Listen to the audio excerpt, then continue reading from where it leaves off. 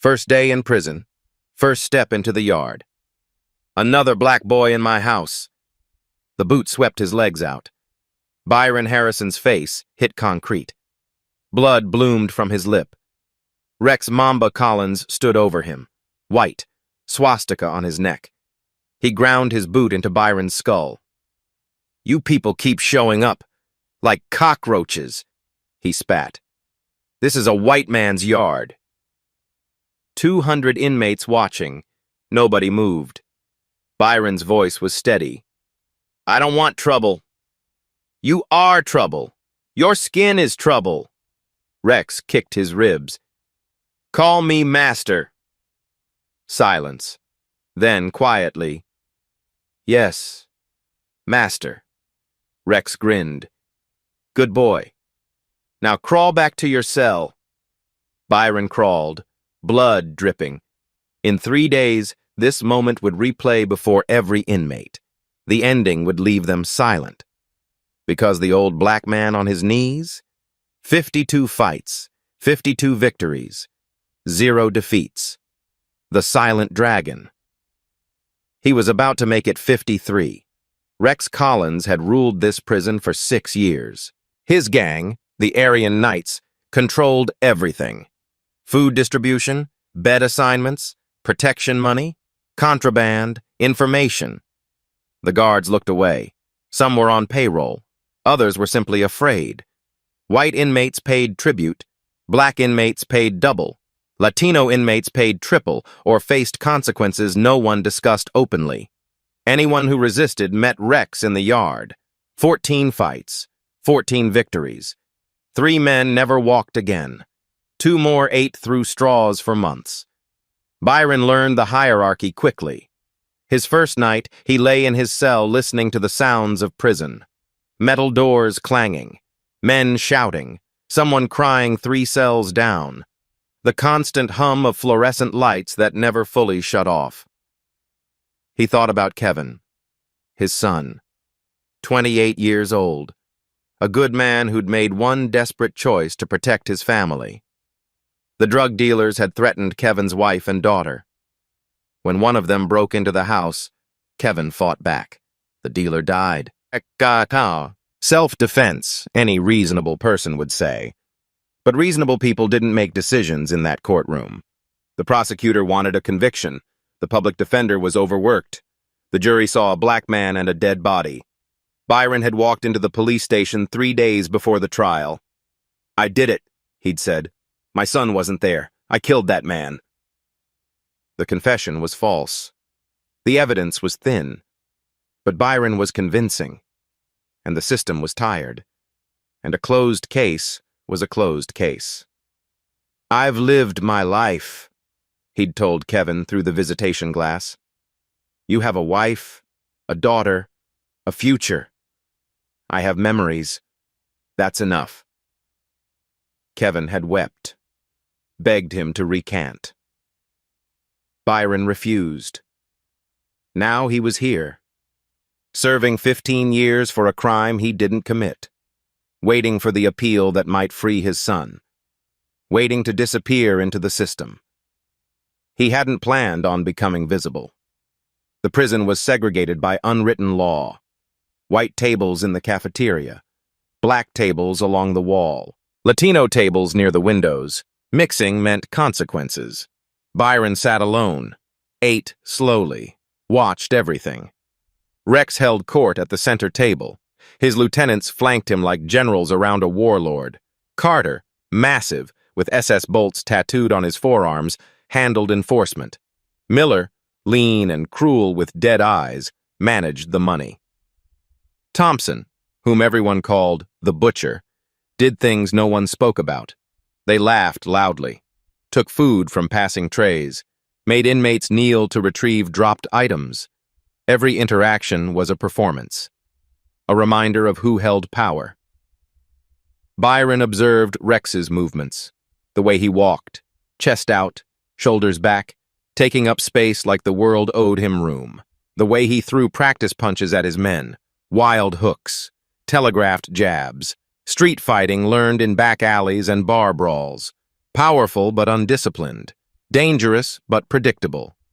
52 opponents had made that mistake, mistaking aggression for skill, mistaking size for superiority, mistaking loud for strong. Byron had beaten them all. The Silent Dragon. 3-time world kung fu heavyweight champion, undefeated across 15 years of professional competition. He'd retired at 40 to open a school, to teach, to build something beyond trophies. Then Sarah got sick. Then she died. Then Kevin got in trouble.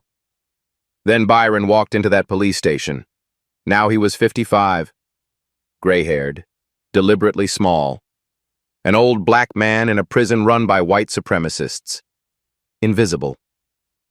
Just the way he wanted. Terrell Washington changed that. The kid was 20 years old, skinny, scared, 3 weeks inside for petty theft, stealing food to feed his younger sister after their mother's overdose. He sat at Byron's table one evening, hands shaking so badly he could barely hold his fork. "You're the new guy, the one Rex made crawl." Byron nodded. "How do you stand it? The things they say, the things they do. Every day they find new ways to remind us we're nothing here. By remembering why I'm here. Why are you here?" Byron looked at the young man, saw the fear, the confusion, the desperate hope that someone, anyone, had answers. To protect someone I love, that's worth any humiliation, any pain, any amount of crawling. Terrell didn't understand. Not yet. But he kept sitting there. Something about the old man felt safe, like the eye of a hurricane, calm while chaos raged around it. The next day, Carter intercepted Terrell in the meal line. "Protection fees due, boy. I paid last week." "That was last week." Carter smiled, teeth yellow, breath foul. "Interest. You know how it works." "I don't have anything left. I gave you everything." "Then you better find something, or find another way to pay." The implication hung in the air. Terrell's face went pale. "Please, I'll get it. Just give me time." The slap echoed across the cafeteria. Terrell crumpled against the serving counter, his tray scattered, food everywhere. His lips split open, blood mixing with mashed potatoes on the floor. "Clean it up," Carter said. "With your tongue." 200 inmates suddenly fascinated by their own meals. Eyes down, mouths shut. Survival meant not seeing. Terrell looked around, desperate, hoping. Nobody moved. He lowered his head toward the floor. "Leave him alone." Every head turned. Byron stood 3 tables away. His voice was calm, quiet, but it carried like thunder in the silence. Carter laughed. "The crawler speaks. You forget your place already, old man? He's a child. He has nothing. He can't pay what he doesn't have. Leave him alone." "Or what?" The question hung between them. The whole cafeteria waited. Byron said nothing. Carter walked toward him, slow, deliberate, each step a threat. He stopped inches from Byron's face, close enough that Byron could smell the onions on his breath. "Rex already marked you." He marked, "Your property. You don't get to speak. You don't get to look at me. You don't get to exist unless we say so." Byron held his gaze, steady, unblinking. "I said leave him alone." Carter's fist came fast. A sucker punch meant to drop him, end the conversation, establish order. Byron moved, slight, almost imperceptible. The fist grazed his cheek instead of shattering his jaw. Carter stumbled forward, thrown off balance by hitting nothing. He caught himself on a table, turned, confusion mixing with rage. The cafeteria went silent. Byron hadn't thrown a punch, hadn't raised his hands. He'd simply moved, like water around a stone. Carter attacked again, wild hook. Byron shifted, straight jab. Byron tilted, overhead smash. Byron stepped. Each time, minimal movement, maximum efficiency. Each time, Carter hit air. "Enough!" Rex's voice cut through the chaos. He strode toward them. The crowd parted like the Red Sea. "What do we have here?" He circled Byron, studying, reassessing. The crawler has some moves. Where'd you learn that, old man? Some ghetto dojo? Some YouTube video? Byron's eyes met his. Calm. Almost sad. I don't want to fight. Nobody asked what you want. Rex grabbed Byron's collar, yanked him close. But you just made things interesting. 3 days. You and me, center of the yard. Everyone watches. And if I refuse, Rex pointed at Terrell. The boy was still on the floor, shaking. Then he takes your place, and I won't be gentle. Byron looked at Terrell, saw the terror, saw the resignation, saw a 20-year-old kid who'd done nothing wrong except be poor and black in the wrong place. Fine. Rex released him, stepped back, grinned. 3 days, old man. Try not to die of fear before then. He walked away. His men followed, laughter trailing behind them like exhaust. Terrell scrambled to Byron's side. Why did you do that? He's going to kill you. You know that, right? He's going to kill you. And Byron helped the young man to his feet, wiped the blood from his lip with a napkin. Some things are worth dying for. Like what? Like making sure a 20-year-old boy doesn't have to lick food off the floor. Like remembering that we're human even when they try to convince us we're not. Words spread like fire through dry grass. By dinner, everyone knew. By lights out, bets were being placed. By morning, the odds were set. 100-1 against Byron. Dead man walking, someone muttered in the yard. Mamba's gonna tear him apart. I give him 30 seconds, maybe less. Shame. Old guy seemed decent. Decent don't mean nothing in here. Strong means something. Decent just means dead. The betting pools grew. Cigarettes, commissary credits, favors. Everyone wanted a piece of the action. Everyone knew the outcome. Rex made a show of it. He set up a training area in the corner of the yard, did pull-ups while his men counted loudly. 100, 150, 200. Each number shouted like a countdown to Byron's destruction. He shadowboxed while inmates gathered to watch. His fists were fast. His combinations were brutal. Hooks that could crack ribs, uppercuts that could shatter jaws. 3 days until I put another black body in the infirmary, he announced, loud enough for everyone to hear. Maybe the morgue. Depends on my mood. Depends on how much he begs. His men laughed. The crowd murmured nervously. Byron spent those 3 days quietly. He worked his laundry detail, folded sheets, sorted uniforms, kept his head down and his hands busy. He ate alone. Same corner, same silence. He watched. Rex's footwork was sloppy. He dropped his left shoulder before throwing his right hook. He telegraphed his jabs with a slight shift of his front foot. He had power but no patience. Aggression but no discipline. 14 fights. 14 wins. All against men who didn't know how to fight. Men who were scared. Men who were smaller. Men who had already lost before the first punch was thrown. Rex had never faced someone who'd trained. Someone who'd dedicated their life to the art of combat. Someone who understood that fighting wasn't about strength. It was about timing, distance, angles, control. 52 opponents had learned that lesson. Most of them much younger than Rex. Many of them more talented. All of them defeated. Officer Sandra Mitchell found Byron in the chapel on the second night. She was one of the few guards who looked inmates in the eye, who used their names instead of numbers, who remembered that orange jumpsuits contained human beings. You know what you're walking into? Byron looked up from the pew. He'd been sitting in silence. Not praying exactly, just being. I know. Rex has hospitalized 6 men seriously. Permanent damage. 1 death, ruled self-defense, but everyone knows the truth.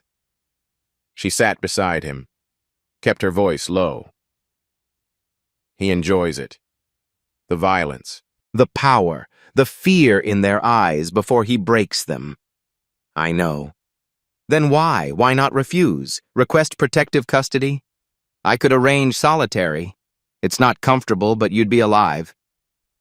Would you put Terrell in solitary with me? She was quiet. That's why.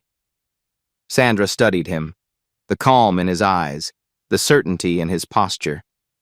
He didn't sit like a man facing death. He sat like a man facing a Tuesday. Who are you, really? Your file is strange. Sealed records, redacted sections. Half your history is blacked out. I'm nobody. Just an old man serving time for a crime I confessed to. Nobody moves the way you moved in that cafeteria. Carter's fast. He's dropped men half your age with that sucker punch. You made him look like a child swinging at smoke. Byron stood, walked toward the small window. Moonlight cut across his face. Everyone looks like a child when they've never faced someone who trained. Trained where? How long? I've seen boxing. I've seen MMA. What you did wasn't either of those things. It was something older. How old? He almost smiled. Very. He moved toward the door. Another life, Officer Mitchell. It doesn't matter now. What matters is the next 3 days. What matters is making sure that boy doesn't pay for my choices. He left. Sandra sat in the empty chapel for a long time. Then she pulled out her phone and started searching. It took hours. The records were buried, old sports archives, championship results from 2 decades ago, news articles that had faded into digital obscurity. But she found it. A photograph.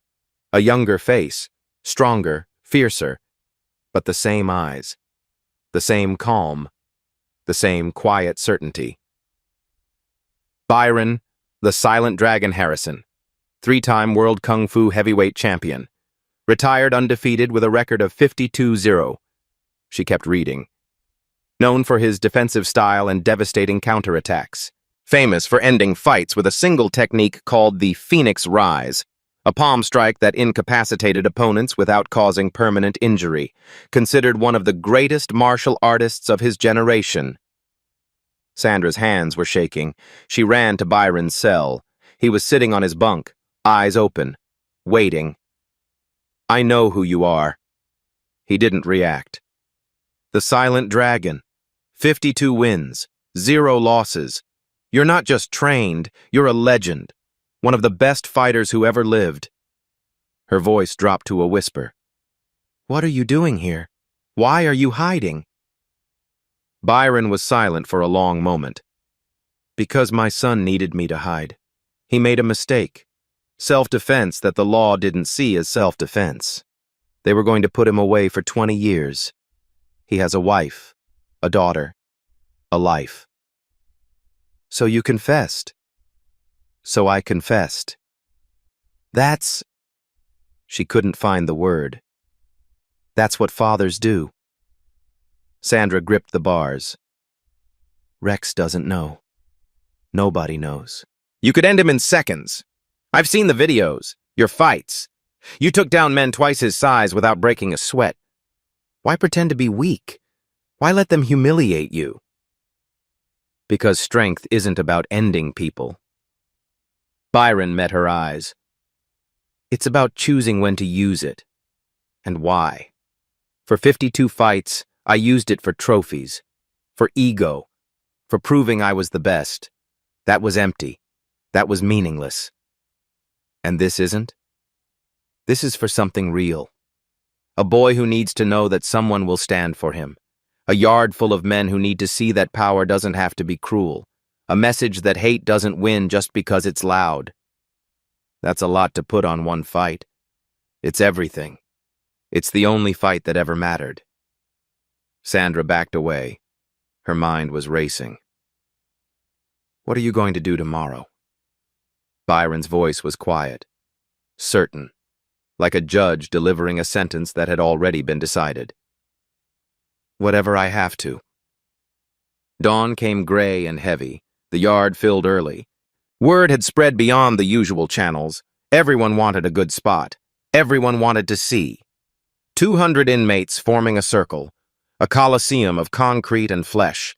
Guards watching from towers. Weapons ready but irrelevant. This was sanctioned violence. Pressure release. The system's way of maintaining order through controlled chaos. Rex entered first. Shirtless. Muscles gleaming with oil. The swastika on his neck seemed to pulse with his heartbeat.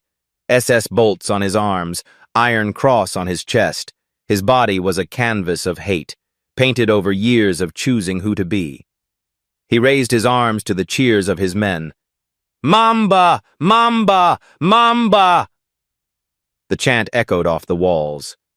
He shadowboxed, threw combinations at the air, each punch designed to intimidate, each movement screaming, I am power, I am violence, I am your end. Byron entered from the other side.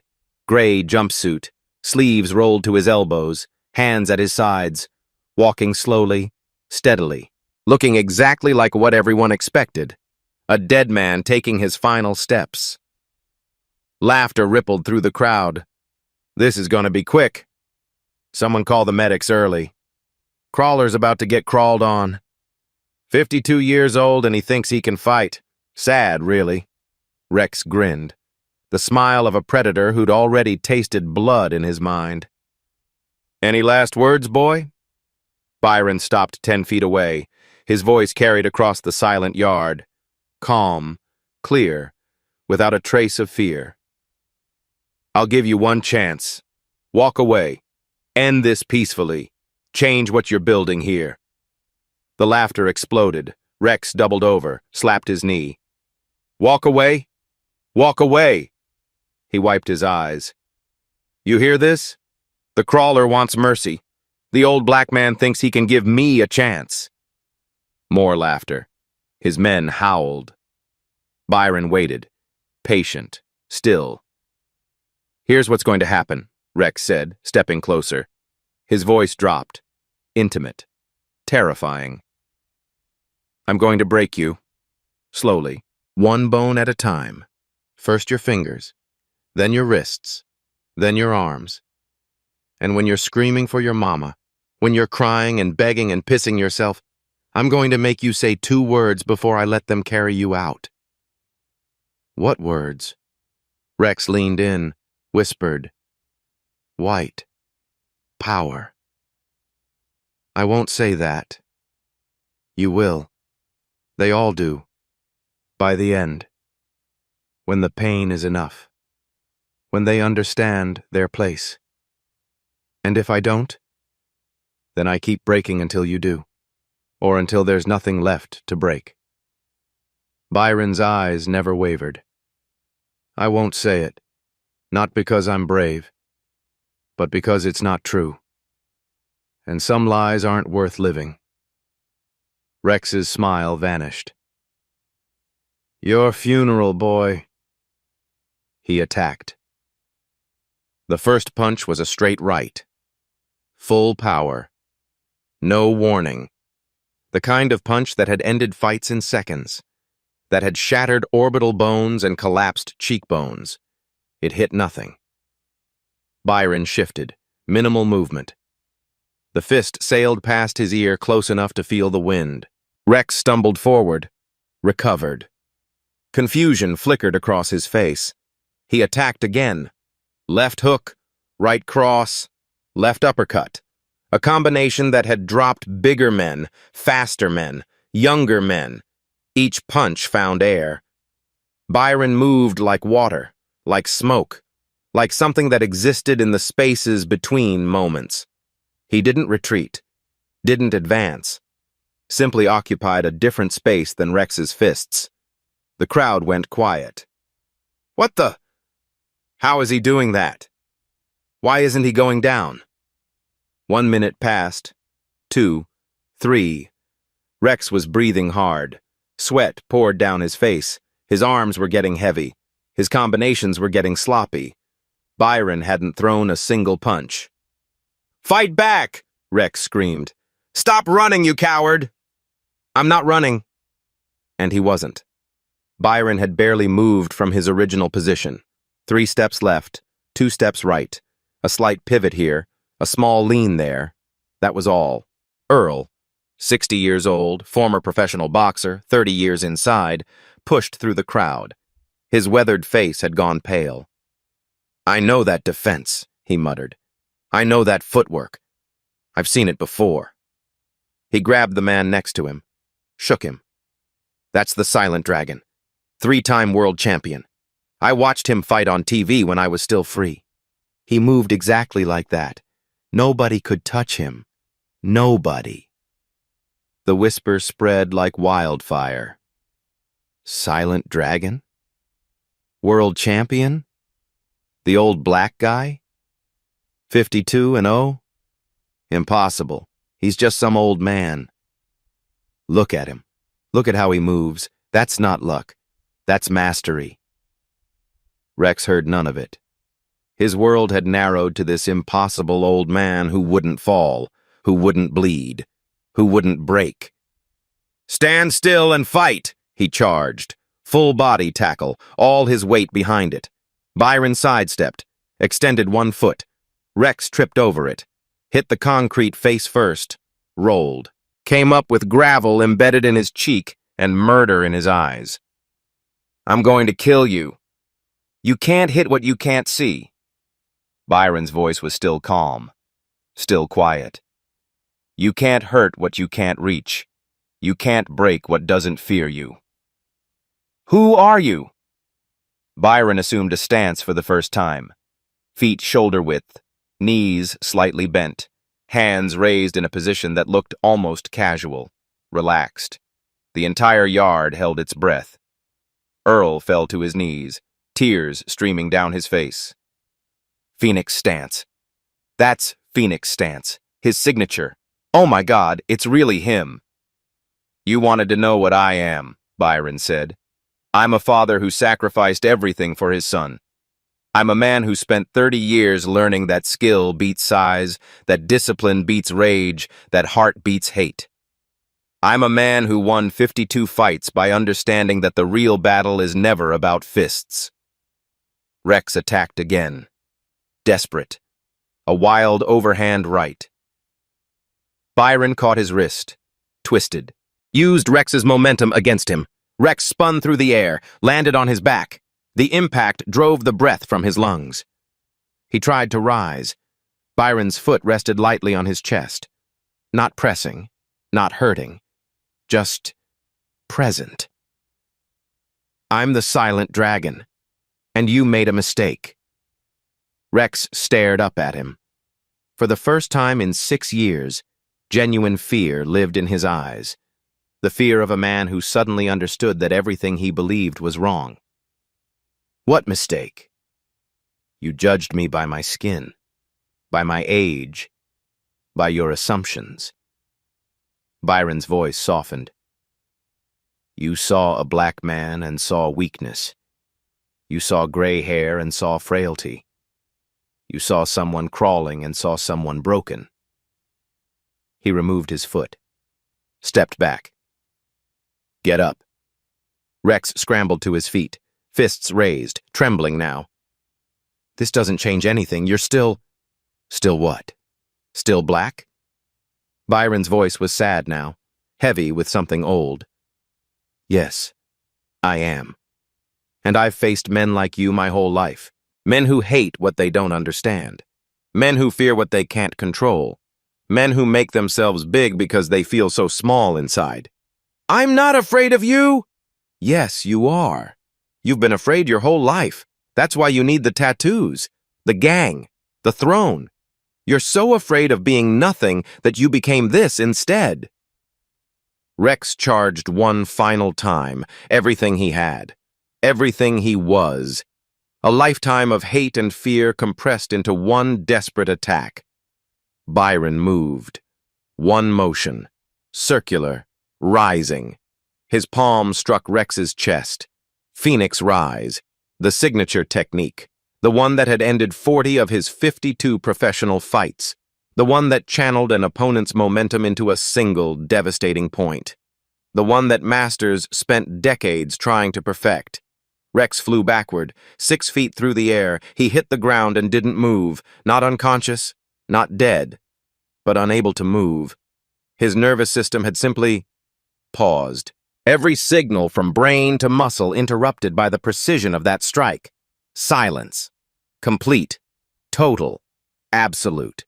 200 inmates staring at an old black man standing over their fallen king. Earl was sobbing now. One touch. He ended Mamba with one touch. I told you all. The whisper became a roar. Silent Dragon! 52-0. 53 now! Byron walked to where Rex lay, knelt beside him. I could have done this the first second. Before you threw your first punch. Before you said your first word. I didn't. Rex's voice was barely a whisper. Why? Because hurting you was never the point. Beating you was never the goal. Byron's eyes held his. I wanted you to understand. Understand what? That the man you called boy, the man you made crawl, the man you spat on and kicked and promised to destroy, he showed you mercy.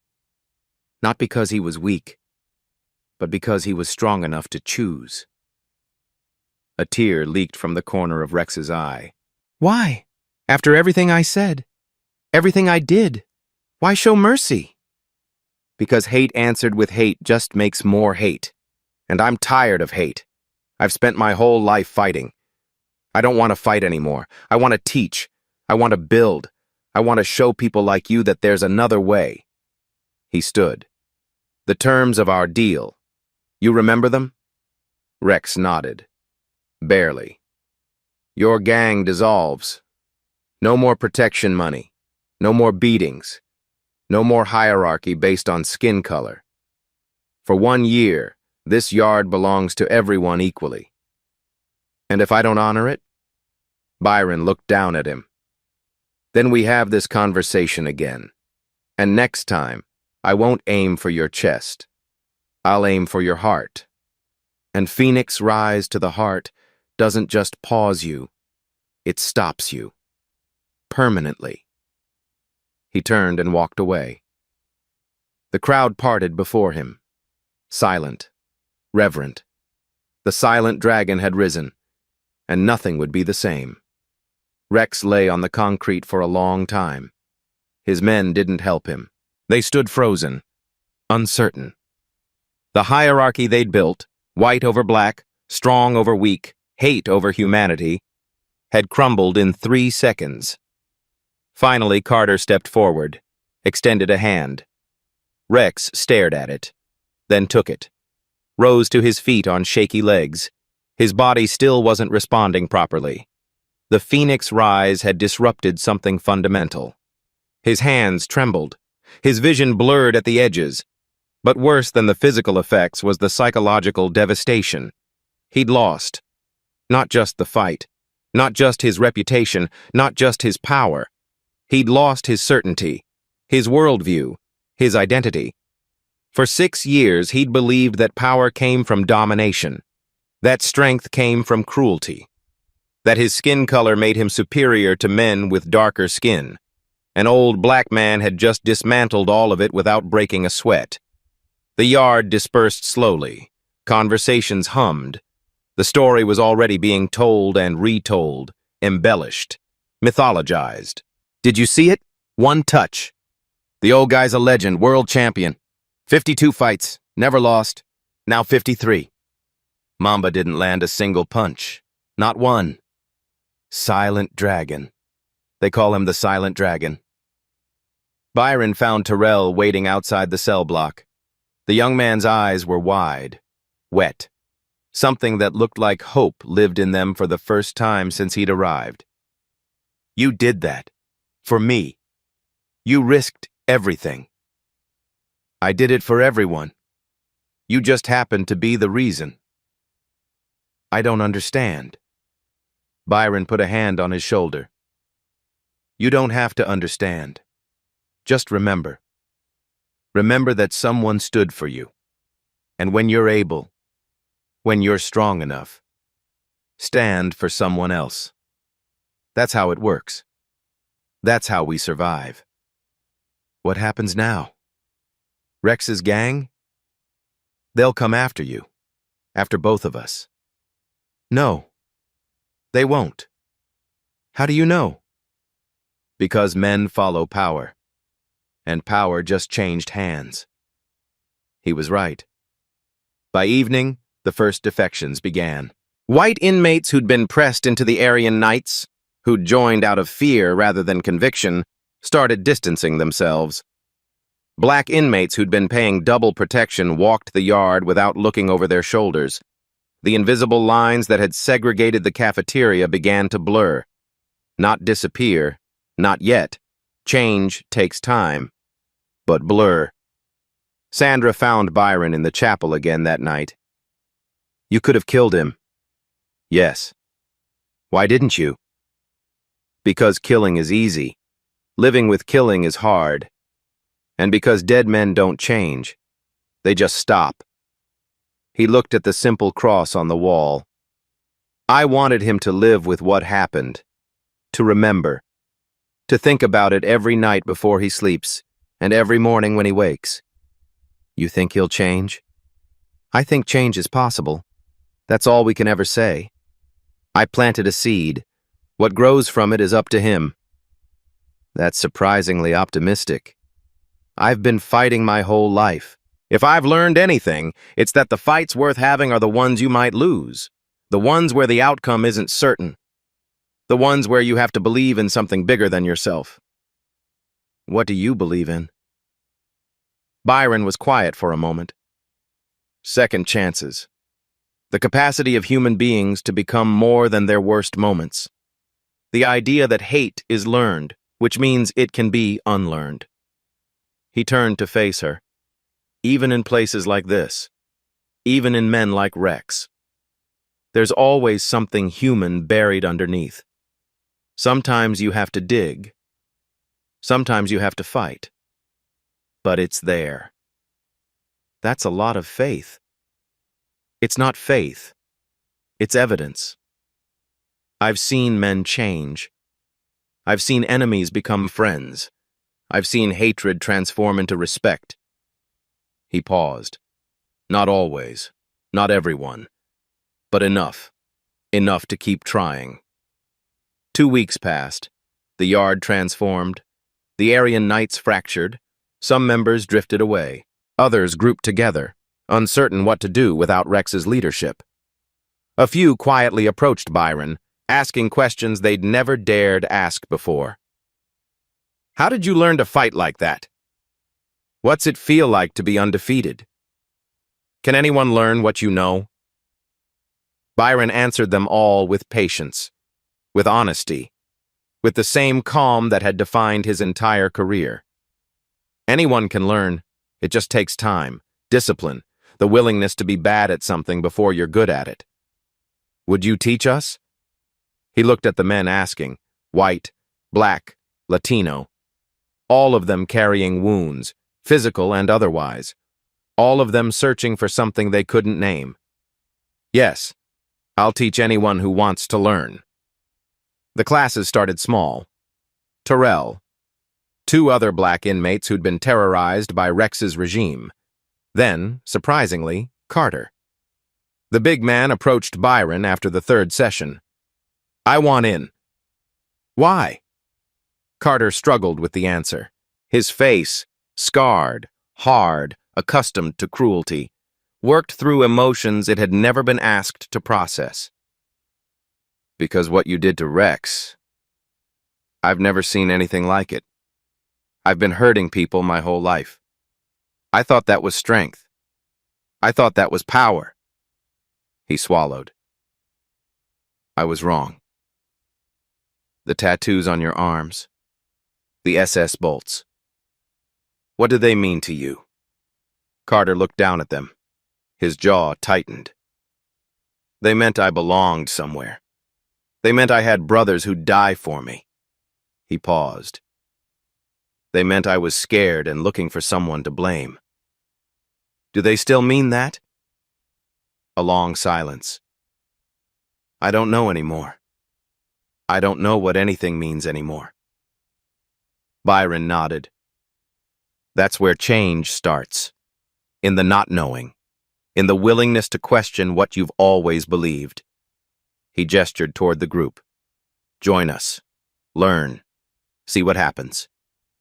Carter joined. Others followed. By the end of the third week, Byron was teaching a class of 15 men every morning. All races, all backgrounds, all searching.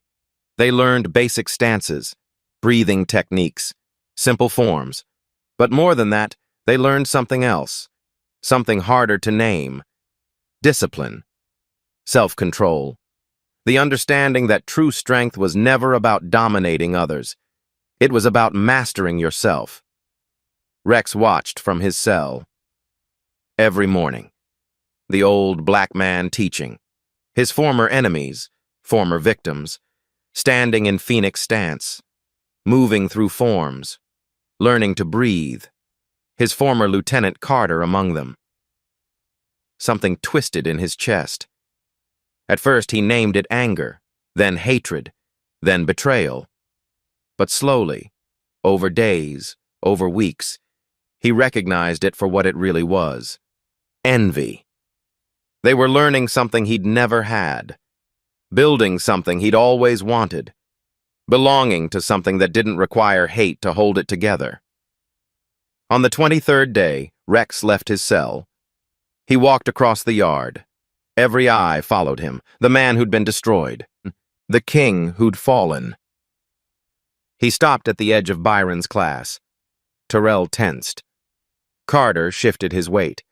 Even Byron paused mid-instruction. Can I help you?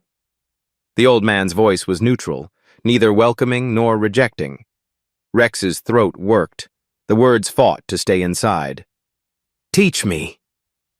Murmurs rippled through the group, through the watching crowd. What? Teach me. What you taught them. What you know. Byron stepped closer. His eyes searched Rex's face. Why? Because... Rex struggled. His whole body resisted what he was about to say. Because I've been fighting my whole life, and I never knew what fighting actually meant. I thought it was about hurting people, making them afraid, making myself feel powerful. And now? Now I don't know what I think. But what you did to me, that wasn't about hurting. That was something else. Something I don't have words for. Control. What? What you saw. What you felt. It was control. Over myself. Not over you. Byron's voice softened slightly. The Phoenix Rise could have killed you. Should have, by all physical logic. But I chose where to direct it. I chose to stop you without destroying you. Why? After everything I said, everything I did to you, to people like you. Because destruction is easy. Anyone can destroy. It takes nothing. No skill, no discipline, no courage. Creation is hard. Transformation is hard. Giving someone a chance they don't deserve is the hardest thing of all. Rex's eyes dropped to the ground. I don't deserve a chance. No, you don't. But that's what makes mercy meaningful. If you deserved it, it wouldn't be mercy. It would just be justice. A long silence stretched between them. The tattoos, Byron said finally. What will you do about them? Rex's hand went to his neck, the swastika he'd worn like a badge of honor, the symbol of everything he'd built his identity around. I want them gone, all of them. I've wanted them gone since I hit that concrete. His voice cracked. They don't mean what I thought they meant. They don't make me strong, they just make me marked. Removing them won't change who you were. I know, but maybe it's a start. Maybe it's a way to say that who I was isn't who I have to be. Byron considered this, weighed it. Then he stepped aside, gestured to an open spot in the group. Phoenix stance, feet shoulder-width apart, knees slightly bent, hands here. Rex hesitated, looked at the other students. Terrell, the boy he'd terrorized. Carter, his former lieutenant. Men he'd hurt, men he'd degraded. They looked back at him, uncertain, wary, but no one objected. He took his place among them, and for the first time in his life, Rex Collins started to learn. The days blended together. Byron taught. Rex learned. Slowly, painfully. His body fought against the new movements. His mind fought against the new ideas. But he kept showing up. Every morning. Same spot. Same stance. He stopped giving orders. Started asking questions. He stopped taking food from others. Started sharing what he had. He stopped demanding fear. Started earning something else. Respect was too strong a word. But something was shifting. In the yard, in the men, in Rex himself. Sandra watched it all with amazement. "I've worked in prisons for 15 years, she told Byron one evening. "I've never seen anything like this. You're changing the entire ecosystem." "I'm not changing anything. They're changing themselves. I'm just showing them it's possible." "You're too humble. I'm too honest. Change comes from within. Always. All I did was crack the door open. They're the ones choosing to walk through." "Will it last? When you leave?" Byron was quiet. His appeal was coming. Kevin's conviction had been overturned. The real killer, one of the other dealers, had confessed. Soon, Byron would be free. "I don't know. Maybe it falls apart the day I walk out. Maybe Rex goes back to being Mamba. Maybe the Aryan Knights reform. Maybe all of this was just a pause, not a change." "That doesn't worry you?" "No. Because even if it falls apart, something happened here. These men saw something different. They experienced something different. That memory doesn't disappear. It stays with them forever. And maybe, years from now, when they're faced with a choice, hate or hope, destruction or creation, maybe they remember this moment. Maybe it tips the scale. That's a lot of faith in human nature. It's all the faith I have left, and it's enough." Byron's last day in the yard. Word had spread. The silent dragon was leaving. The appeal had gone through. The charges had been dropped. They gathered without being asked. Not 200 men this time. Not everyone cared. Not everyone had changed. But enough. 50, 60. White and black and brown standing together in a way that would have been impossible a month ago. Byron stood in the center. Rex stood beside him. The swastika on Rex's neck was gone now. Raw skin remained, red and healing. It had cost him 6 months of commissary credits and hours of pain. But it was gone. "Most of you know what happened 4 weeks ago," Byron began. His voice carried easily in the morning quiet. "A man who hated me for my skin tried to break me. Instead, something else broke. Something that needed breaking." He looked at Rex. "This man called me boy, made me crawl, spat on me, promised to destroy me because of the color of my skin. He represented everything I've fought against my whole life." The crowd was silent, listening. Today, this same man is my student. He stands here with his hate literally burned off his body. He's learning what I know. Not to hurt people, but to control himself. Not to dominate, but to discipline. Not to hate, but to choose. Byron placed his hand on Rex's shoulder. "I'm leaving tomorrow, but he's staying. And he's going to keep teaching. He's going to take what I've shown him and pass it on. To anyone who wants to learn.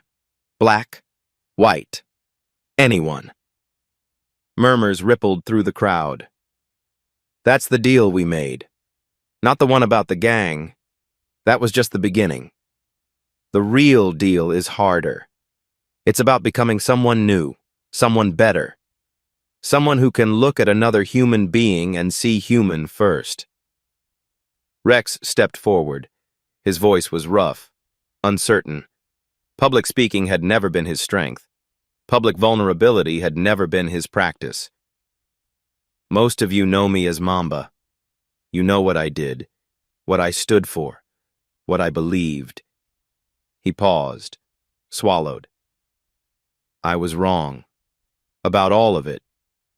I spent 32 years building my identity around hate, believing that my skin made me better, that hurting people made me strong, that fear was the same as respect. He looked at Byron. This man showed me different. He could have killed me. Should have killed me, maybe. Instead, he taught me. He gave me something I didn't deserve. A chance to be something other than what I was. His hand went to his neck, to the raw skin where the swastika used to live. I'm not asking for forgiveness. I haven't earned that. I might never earn it. But I'm asking for the chance to try, to spend however long I have left in this place being different, being better. He turned to the crowd. Anyone who wants to learn what Byron taught me, I'll be here. Every morning, same time, same place. I don't care what color you are. I don't care where you come from. I don't care what you did. If you want to change, if you want to be more than your worst moments, the door is open. Silence. Then Terrell started clapping. Slow, deliberate. Others joined. Carter, Earl. Men who'd watched. Men who'd waited. Men who'd hoped that something like this was possible. Not everyone. Not even most. But enough. Enough to matter. Enough to say that change was real. Byron watched with something that might have been tears in his eyes. This isn't a victory, he said quietly to Sandra, who'd come to watch. It's a beginning. Maybe the beginning of something better. Maybe just a pause before things go back to how they were. Which do you think it is? I think it's up to them. It's always up to them. All any teacher can do is plant seeds. What grows is beyond our control. For what it's worth, I think these seeds have roots. Byron looked at Rex teaching the morning form to a group of inmates. Black and white together. Learning the same movements, breathing the same rhythm. I hope so. I really hope so. The morning Byron left, it was raining. Gray skies. Water running in rivers across the concrete. The kind of day that felt like both an ending and a beginning. Kevin was waiting outside the gates. His son. 28 years old. Free now. Cleared of all charges. The real killer had confessed. Guilt or plea deal. Byron didn't know and didn't care. What mattered was that Kevin was free. Dad! The embrace was fierce, desperate. 15 years of separation compressed into a single moment. It's over, Kevin whispered. It's finally over. Not over, just changing. Life doesn't end, son. It just changes. They walked to the car. Byron paused at the door. Looked back at the prison one last time. Somewhere in there, Rex was teaching morning forms. Terrell was learning Phoenix stance. Carter was struggling with breathing techniques. Earl was watching it all with tears in his eyes. Something had been built, something fragile and new and uncertain. Something that might survive, might grow, might become more than he'd ever imagined, or might crumble the moment he left. That was the nature of seeds. You planted them and hoped. That was all you could do. Dad, you okay? Byron turned back to his son, smiled. I'm okay, let's go home. Let's go. They drove in silence for a while. The prison shrinking in the rearview mirror. The world expanding before them. I heard what you did in there, Kevin said finally. The fight, the teaching, everything. It's all anyone talks about. The silent dragon returns. People like stories. It's more than a story. You changed things, in a place where nothing ever changes.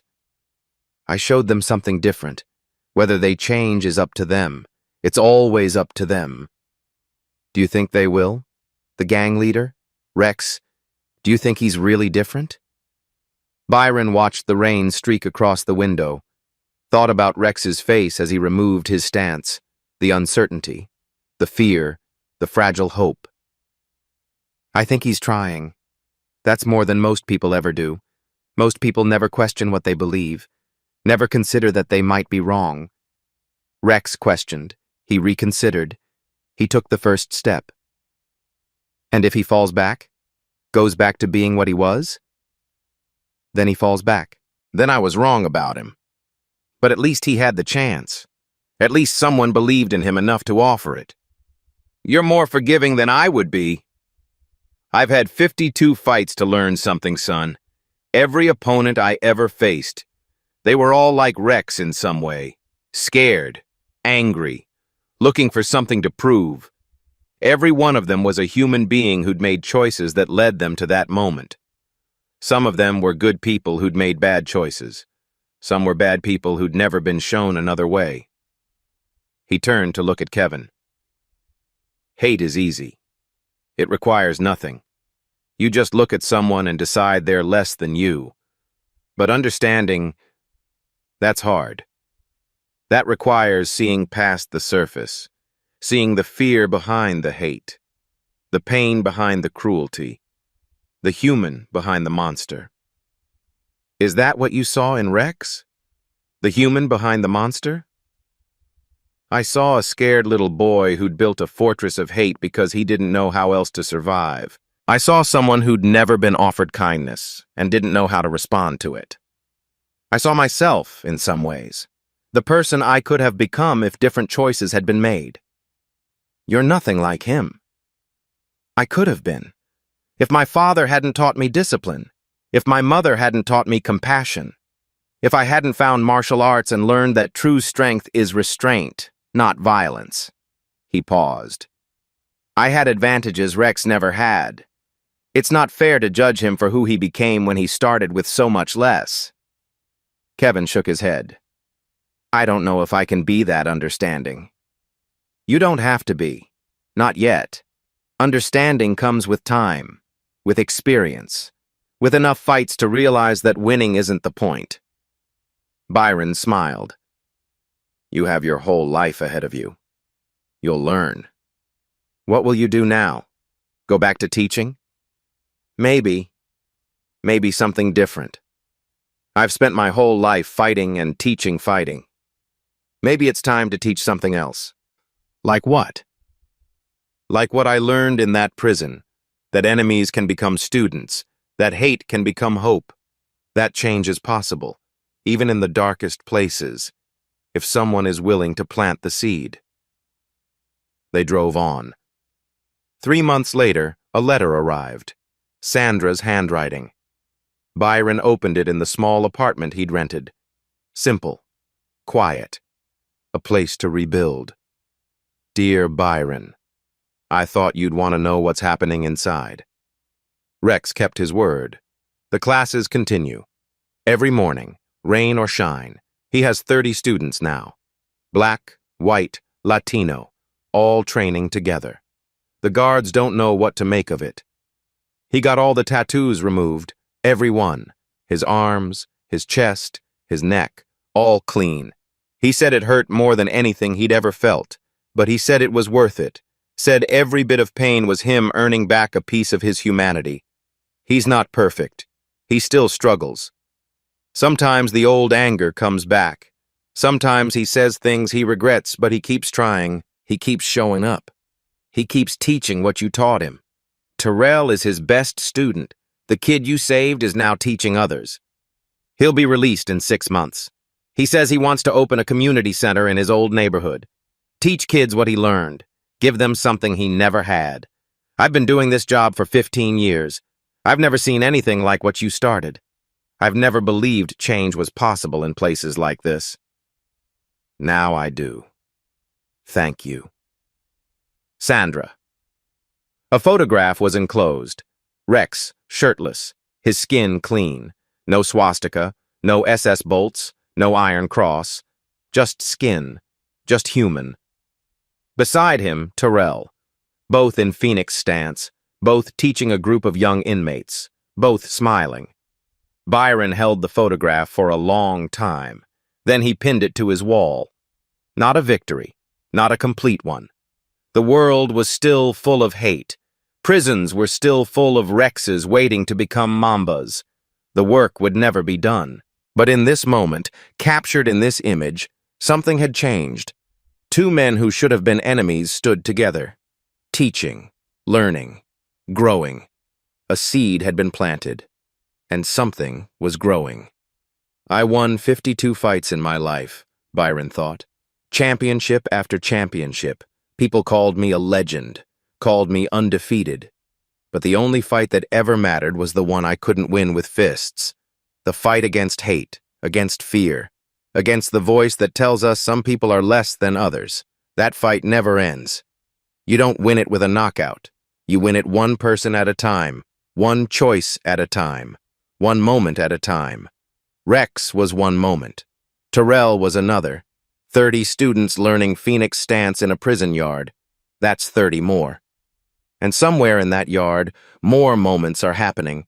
More choices being made. More people deciding who they want to be. That's not a victory. It's something better. It's a beginning. Outside, the sun broke through the clouds. Byron Harrison, the silent dragon, undefeated champion, father, teacher, prisoner, free man, closed his eyes and breathed. The fight continues. It always does. But so does the hope. Always. Sometimes the most powerful revolutions don't come with noise, just one person standing their ground. At Beat Stories, we highlight those moments that shift the balance. If this story moved you, hit subscribe, because every week we bring real stories that shake the system.